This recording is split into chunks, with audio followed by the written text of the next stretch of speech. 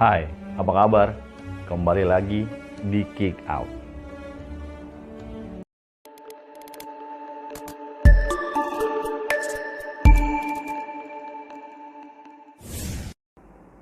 Seperti yang sudah kita bahas di episode sebelumnya, kita tahu Sriwijaya adalah sebuah kerajaan maritim yang membentang dari beberapa pulau di Nusantara, termasuk beberapa pulau di ASEAN yang saat ini berdiri.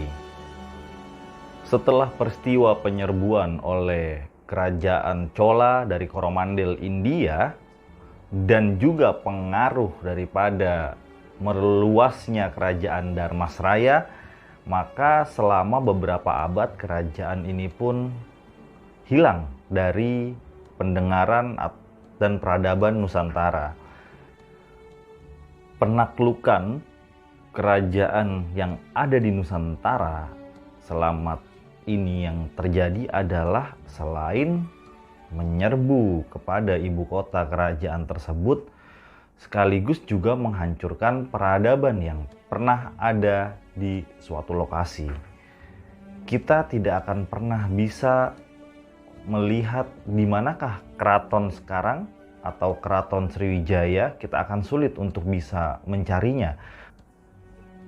Karena penyerbuan ataupun kata lain penaklukan dari suatu kerajaan kepada kerajaan yang lain adalah berarti penghancuran dari istana, ibu kota, dan juga peradaban kerajaan yang lama dan kerajaan yang baru. Itulah mengapa sangat sulit sekali untuk bisa melacak keberadaan kerajaan atau kedatuan Sriwijaya yang lama. Karena tidak ada bukti arkeolog waktu itu, dan dari George Coates yang adalah seorang arkeolog Prancis, maka kita baru mengetahui bahwasannya pernah ada zaman keemasan di zaman kerajaan Sriwijaya yang pernah berdiri di Nusantara ini. Untuk membuktikan bahwasannya pernah berdiri sebuah kerajaan atau untuk membuktikan sesuatu yang pernah terjadi di masa lalu, maka kita atau arkeolog biasanya memerlukan bukti arkeologis berupa artefak atau naskah-naskah kuno yang pernah ditulis oleh orang-orang terdahulu, seperti untuk menyatakan bahwasanya negara ataupun kerajaan Majapahit itu ada, maka kita bisa mengambilnya dari kitab Negara Kertagama yang dikarang oleh Empu Prapanca dan kitab-kitab lainnya. Di situ banyak tertulis bagaimana sistem kerajaan yang ada pada saat itu. Sayangnya, penulisan ini tidak ditemukan pada zaman kerajaan Sriwijaya. Itu mengapa biasanya arkeolog membuktikan bahwasannya kerajaan Sriwijaya itu ada berdasarkan catatan-catatan kerajaan yang ada di sekitar tetangga Nusantara dan yang pernah berhubungan dengan kerajaan itu sendiri. Seperti contohnya adalah kerajaan Cina. Catatan yang dirujuk untuk membuktikan bahwasannya Sriwijaya itu ada adalah sebuah catatan dari Ising.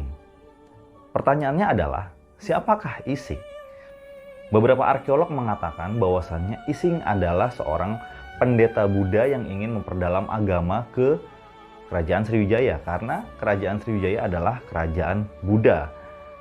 Tapi ada beberapa sejarawan yang menyatakan bahwasannya Ising adalah utusan dari Kaisar Cina. Pertanyaan lainnya adalah, kenapa harus Cina? Ini adalah sebuah pertanyaan sekaligus jawaban yang sangat menarik. Karena kerajaan Cina semenjak dahulu sudah terkenal akan penulisan sejarahnya yang sangat rapi. Mereka terdokumentasi hingga ketika mereka melakukan perjalanan dan kunjungan, menerima upeti ataupun tanda persahabatan dari negara-negara tetangganya seperti negara Sriwijaya dan juga Majapahit, itu semua terdokumentasi dengan baik. Cina adalah kerajaan yang tidak sama seperti Nusantara. Ketika mereka menaklukkan dinasti sebelumnya, maka catatan-catatan yang ada itu akan dipakai untuk bisa diteruskan ke dinasti selanjutnya. Sedangkan kerajaan Nusantara adalah ketika kita menaklukkan suatu kerajaan yang baru, maka kita akan membumi hanguskan semua catatan dan juga pengaruh dan juga kebudayaan yang ada di kerajaan sebelumnya.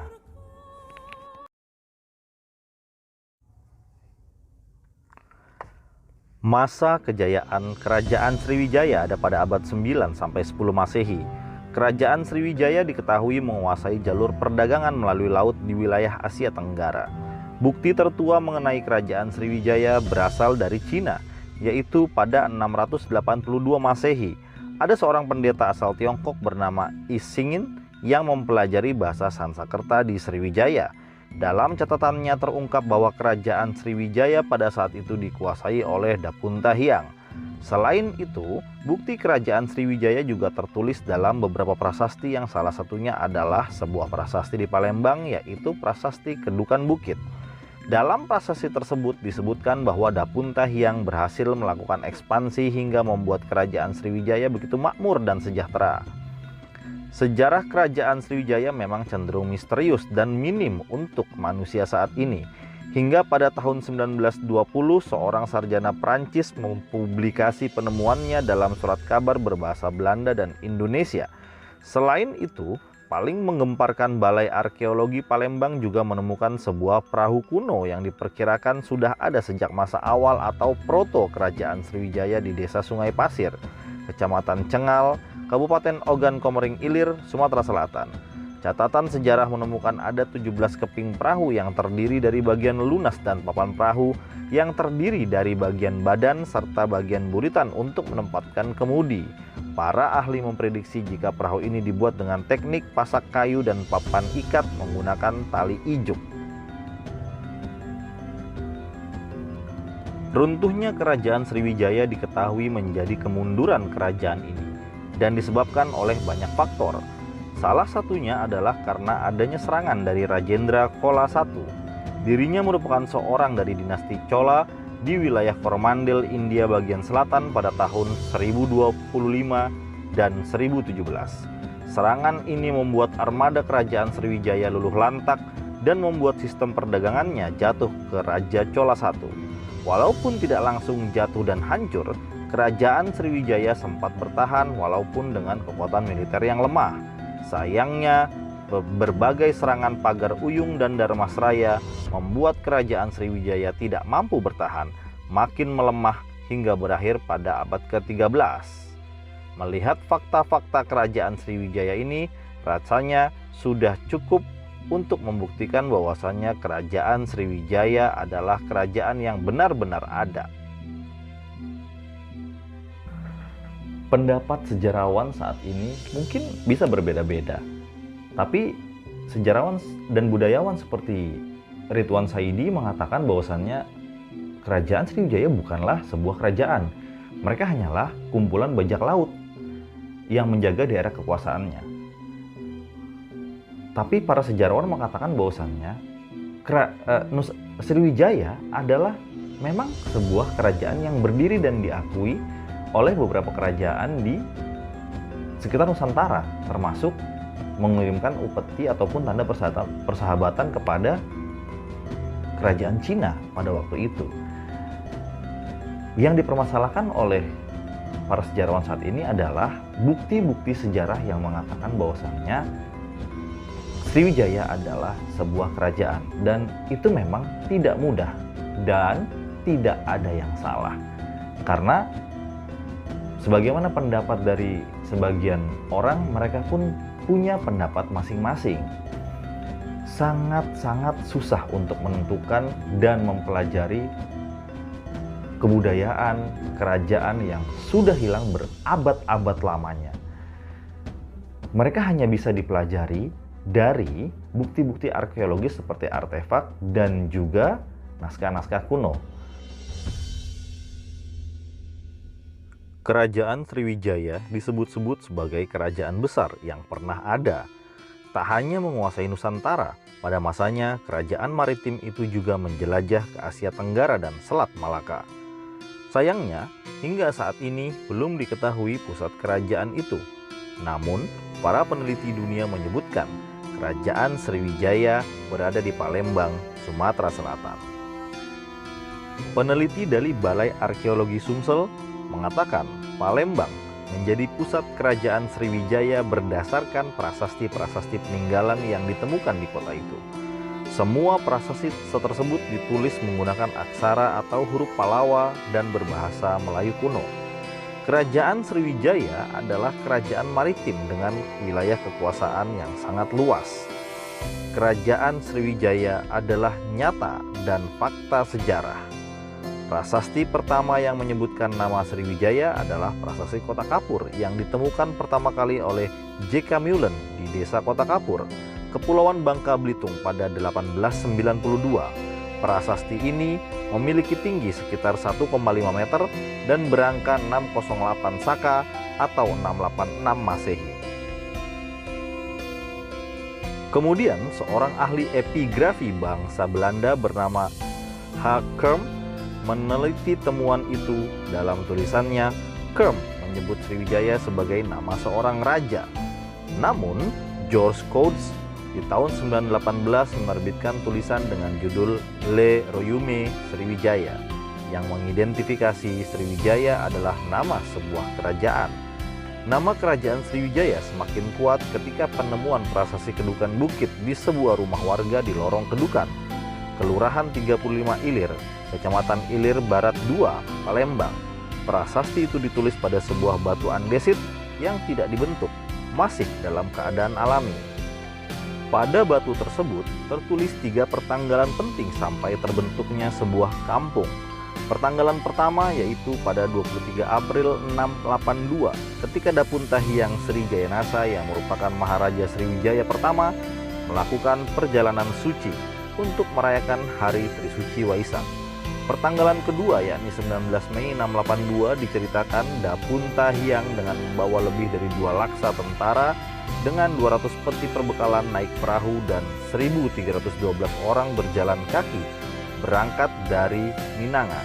Dan pada 16 Juni 682 rombongan Dapunta Hyang tiba di Ngukna, Upan, kemudian membuat kampung dan Sriwijaya menang.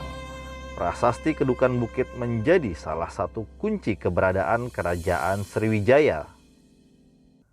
Penguatan keberadaan kerajaan Sriwijaya ditemukannya prasasti Telaga Batu di sekitar kolam Telaga Biru, Kelurahan 3 Ilir, Kecamatan Ilir Timur 2, Palembang pada 1935. Prasasti ini memuat struktur birokrasi dan wilayah Kedatuan Sriwijaya. Prasasti Telaga Batu juga ditulis dalam aksara Palawa dan berbahasa Melayu kuno, terdiri dari 28 baris tulisan. Secara garis besar, isinya kutukan terhadap siapa saja yang melakukan kejahatan, pengkhianatan, dan tidak taat kepada pemerintah dan perintah datu.